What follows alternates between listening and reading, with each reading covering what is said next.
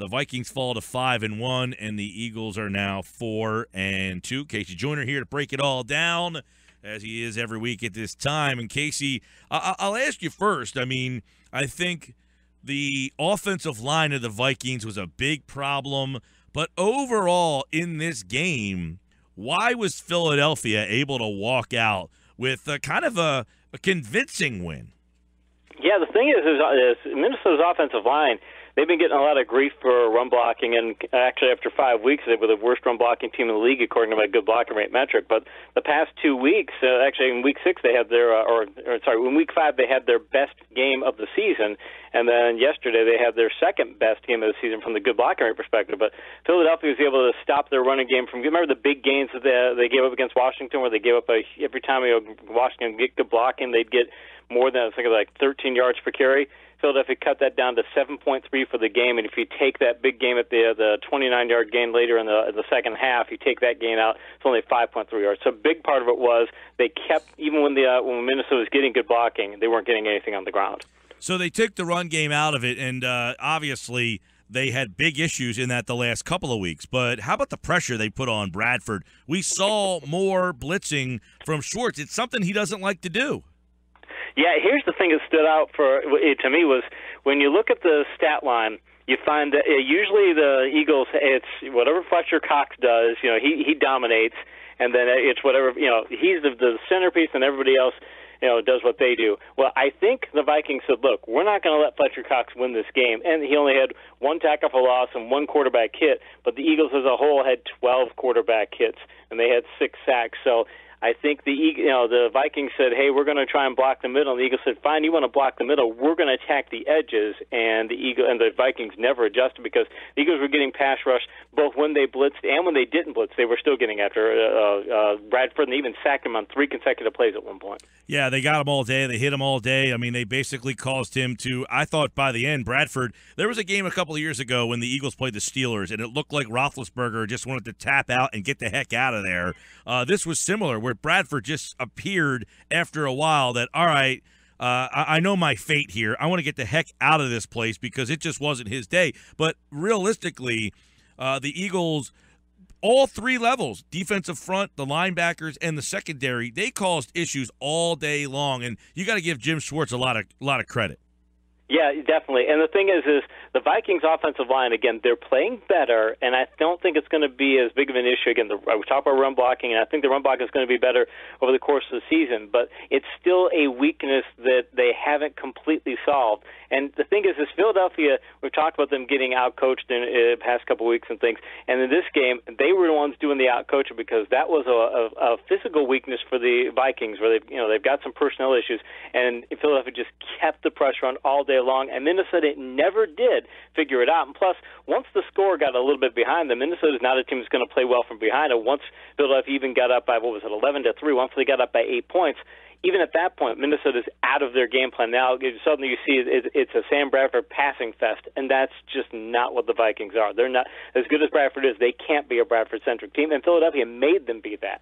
Yeah, and that's something I want to get into because, okay, we talk about Minnesota's offense. This isn't a team that was 5-0 because their offense was great. So is the Eagles' defensive performance as impressive as it may seem? Because, look, the numbers were pretty dominating. They give up 279 yards of total offense. They have allowed 10 points or less 3 straight home games. At home, they're outscoring teams 84-23. So at home, they seem like a much different defense. Yeah, and the thing is, I think it is that impressive of a contest because, again, Minnesota was coming off of a game in Week 5. They had a 46.7% good blocking rate in that metric I have that measures run blocking effectiveness. And if you're near 50% in that metric, you're doing really good. 38% is the league average, and ideally I'd like to be above that. But if you're near 50, you're doing really good. So that offensive line had 2 of its 3 best run blocking performances, the 2 to 3 weeks before, prior to this contest. So, I mean, this is a team that the offensive line was playing better, and we saw what Bradford's capable of earlier in the season. And the Eagles have coverage weaknesses coming into this game. Didn't see him in this contest. And mind you, they threw they hit one pass against McKelvin. I think the last touchdown pass was kind of in his zone. But other than that, it wasn't like all the passes were being thrown to McKelvin's way. They were targeting other players in the defense, and the defense was holding up secondary-wise. So I think I think you chalk it up as this was not a great offense, but this is a good offense, and the Eagles played great against it. Yeah, and you said on Thursday's show, when you look at the Eagles' defense, the fact that this offense of the Minnesota Vikings, while not great, when the Eagles' defense can get a lead in a game, it changes a lot. And that's for a lot of teams. But, when Schwartz, the way he likes to not have to blitz so much. But the thing was, he never took his foot off the gas. It seemed like he smelled blood in the water and just kept going. Yeah, and not only that, the Vikings couldn't get the vertical game going, and that's been an issue for the Eagles as well. The Vikings tried, by my count, they had they had 9 vertical passes, and they got 107 passing yards off of those. That's about just over 11 yards per attempt. It's not a great number, but it's not a bad number, and it's something that you can, considering where the Eagles' defense had been, it's something you can definitely deal with. And if you've got the offense playing, well, actually, if you've got the special teams playing as well as it did, and you've got the defense putting a pass rush pressure like this, and the other team's not getting vertical plays off when you're trying to do all this blitzing, I mean, it's a winning combination. I don't know that you could look at the Eagles' offense and say that they played particularly well, right? I mean, they didn't win this game because they had award-winning offense. I mean, unfortunately, that is one area where you're still scratching your head after the game, wondering where Philadelphia can find some offense, because the receivers aren't getting open because they didn't sack Carson Wentz yesterday. That's a concern moving forward, is if you keep the quarterback clean and you still have, 239 yards of offense, that's awful. Yeah, that is. The run blocking, I will say this, the run blocking was good. Philadelphia had a good blocking rate of 47%, and they've been trending upward in that category for weeks. So they did well there, and they got 7.6 yards per carry when they got good blocking. That's the league averages 8.4, I believe it is right now, so they're a little below average there. But still, it's a solid rushing attack. I'll take it. Again, when you do that against the league's best defense, okay, I can deal with that. But the biggest problem for Philadelphia's offense, I mean, I'm looking at some of my notes on Carson Wentz. He loses the ball on the handoff to Sproles in the first quarter, and it popped out of Wentz's hands before he even handed it off. He bobbled the snap on a read option in the late second. He fumbles a snap in the mid-third. He fumbles another snap in the mid-third. He had a bad decision where they had, I think it was Nelson Aguilar was bracketed. It was Rhodes in front and the safety behind him. There's no way you should throw to that guy, and he forces it right in there.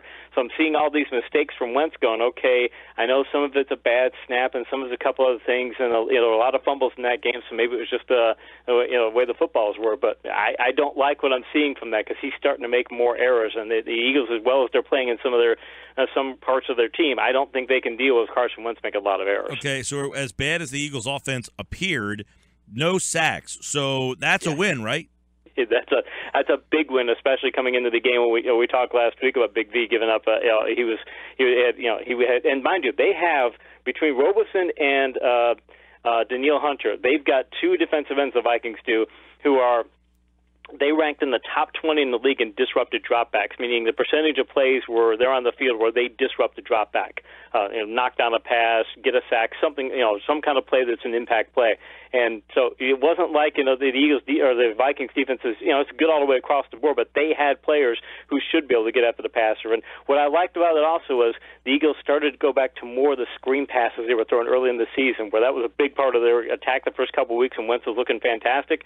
And then they kind of got away from that because they're like, okay, now we can transition to other parts of the game. They said we're going to go back to that to spread the defenses out that way. And I think that did help Wentz. Yeah, the one thing when I look at the Eagles' offense and I wonder, Doug Peterson, Andy Reid, the parallels there. The one difference is the running back spot. Andy had Westbrook, he had McCoy, he had Jamal Charles, he's got Spencer Ware, who's obviously showing that he's a player. Who is the running back that compares to those guys? Because Andy didn't have great receivers. He doesn't have great receivers now. He does have Macklin, who's better than anybody, but he hasn't even, this year he's been struggling a little bit. The Eagles never really had that big wide receiver. They still don't, but they were able to get it done with the running back, and I feel like the running back is lacking with this offense. Yesterday, Sproles averaged 12.5 yards when he got good blocking, and he's been doing that has a change of pace back. He's able to hit those kinds of plays and getting double-digit and good blocking yard per 10th. And that's where you want to be in that category. You want to be in a double-digit range because that means you're making impact plays. But yesterday, Matthews, 7.4 yards when he gets good blocking. That's below the league average, and that's what he's been doing all year long. And even Smallwood, we keep talking about how great he was in college, how led in the FBS in percentage of plays of 10 or more yards last year, and he's not hitting those plays this year. And I think when I'm grading Eagles blocking, run blocking, they're getting good enough block. It's not like there are small gaps or something. There are enough gaps in that they just don't have a home run hitter. And I think part of it, though, is that they've got to get those safeties out of the box, and they've got to get the other team to respect the vertical game even more. And that's just, Wentz is good, but can he be good enough to force another team to say, we've got to sit back and play pass defense first? I don't think they're there yet, so that's part of the problem, too. You scratch your head and just wonder how different this team looks right now if they don't make that deal with McCoy. He seems like he is the back this team's missing. Yeah, if they had a home run hitter, it makes all the difference in what they can do on vertical passes. Because that opens. You look and the funny thing is, even in Buffalo doesn't have a vertical game because Watkins is hurt and none of their other receivers are up to that. And still, and they're probably doing a better job of run blocking than the Eagles. But you still look at what McCoy is doing up there, and he's getting those home run hits. And it's a big. And the thing is. If you have, I think this receiving core, and I think the Eagles still need to upgrade this receiving core.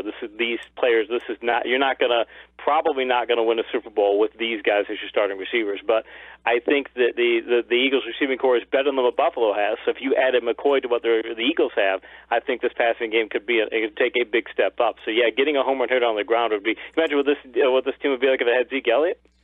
They'd be really good. And now, obviously, at the board number 2, he was there, but a little different than trading a guy away. Look, and I'll be honest with you, I was okay with the trade, but not when they signed Murray. It was like, all right, because in this league, the running back, it seems like you can find a running back. Jamal Charles gets hurt, fine. Charchandrick West. West gets hurt, Spencer Ware. Last year, Forte gets hurt. Langford comes in and has a good run. It seems like the running back adjustment to the NFL is a lot easier to find than some of these other spots. So I was okay with them, and I thought they got decent value for McCoy. But now looking, hindsight, they're missing a guy like McCoy right now with what they have left over. Yeah, the funny thing is Murray's doing such a fantastic job in Tennessee. Tennessee leads the league in good blocking rate. They're the best run blocking line in the NFL right now. But the Eagles are only a few percentage points behind right now. I think Tennessee's at 48 and change, and Philadelphia's at 44 and change. 4 percentage points is a significant thing, but it still keeps Philadelphia in the top 10 and pushing towards the top 5. So imagine if you had even Murray in the backfield, what he's doing there in Tennessee, he could be doing that for Philadelphia as well. I just think Matthews is just not. I don't think. I think he's not quite he gets what you block for him type of running back, but he's only a step up from that, and I think the Eagles need 2 steps. It's interesting because last year I was a proponent of Matthews playing over Murray. I thought Matthews was clearly the better back in that offense, but when they got Doug Peterson here, I felt that Murray may have gotten a second life here. Evidently, Peterson and Roseman didn't agree with me. Do you think Murray would have been a good fit in Peterson's offense?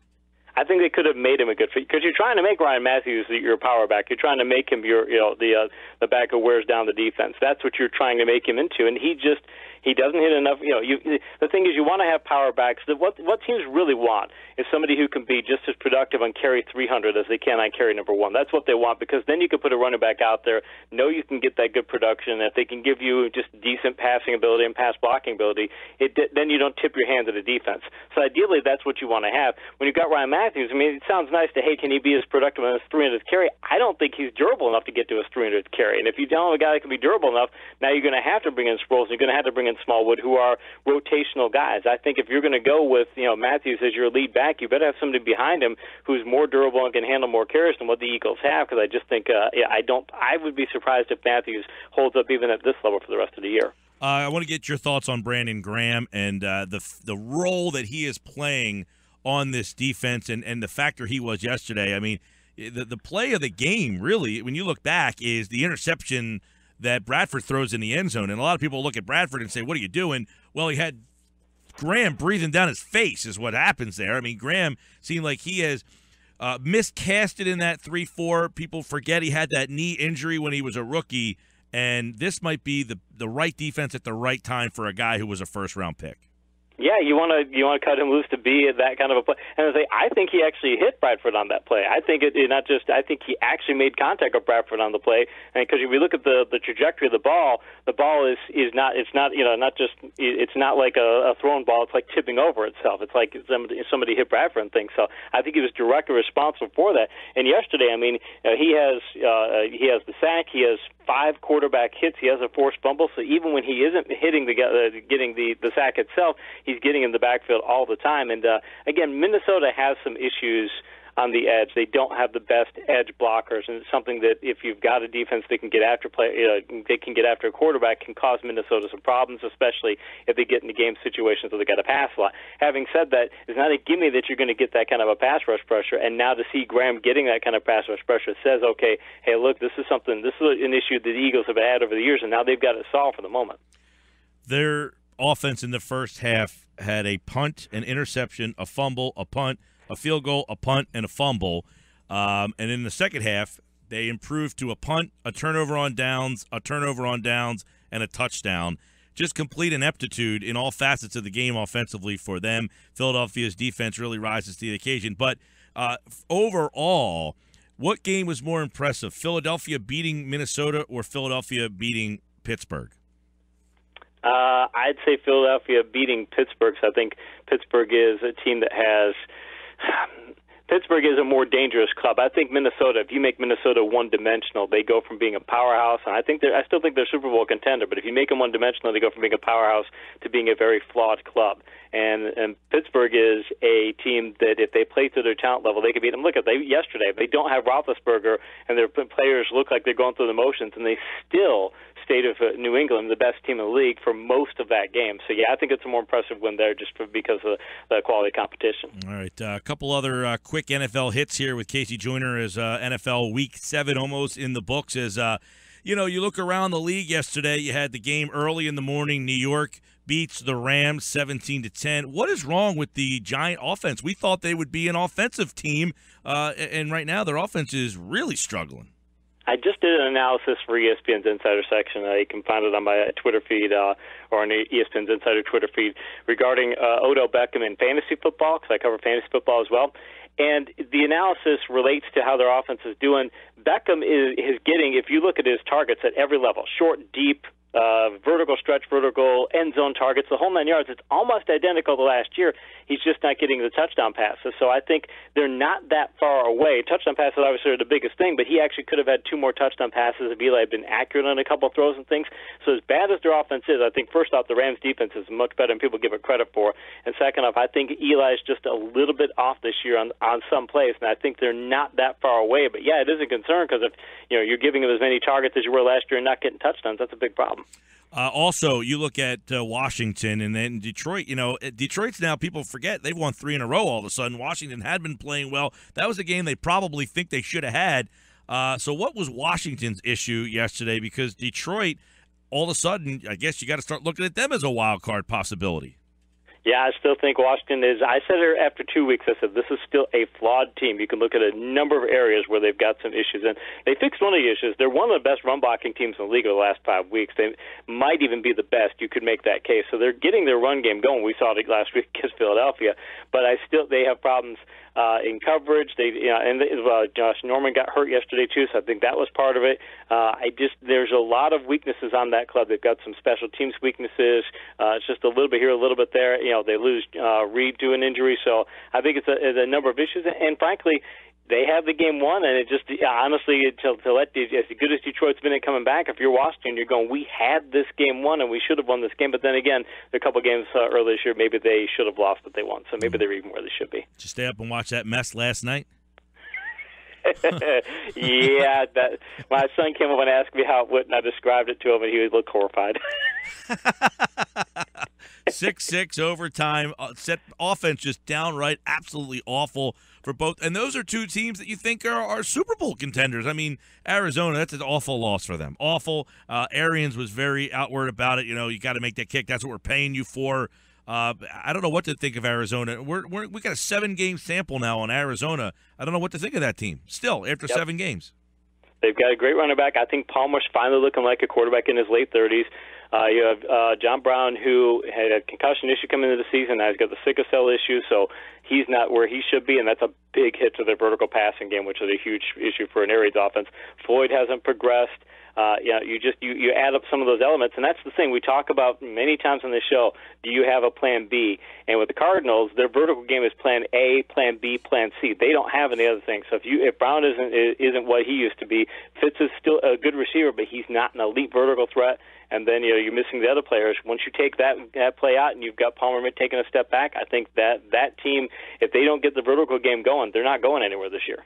My worst loss of the week was Atlanta, losing at home, San Diego crossing the country. That's not an indictment on San Diego.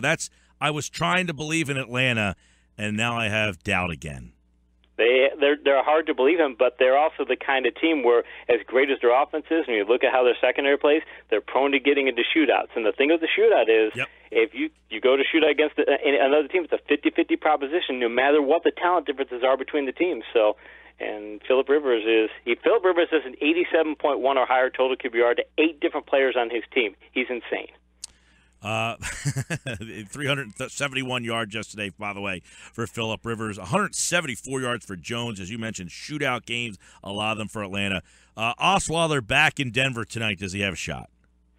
Osweiler is showing everybody why the Broncos didn't want to bring him back, because he can't get the vertical game going. I mean, last year he had Demaryius Thomas and Sanders, and he had some of the worst vertical numbers in the league. This year he's got Hopkins and he's got Will Fuller, who early on looked like he should be a great vertical receiver, and he still has some of the worst vertical numbers in the league. So I don't think that gets corrected when you're playing Denver. All right, that's tonight right here on 97.3 ESPN. Casey's back. He'll be studying up for Eagles Cowboys. We'll preview that game on Thursday. We're looking forward to that, my friend. That'll be there have been some not some great games this year in the NFL that people talk about how bad the schedule is. This is going to change that. This is a game I'm really looking forward to. Yep, should be a fun one. We'll talk about Thursday, pal. Thanks, I appreciate it.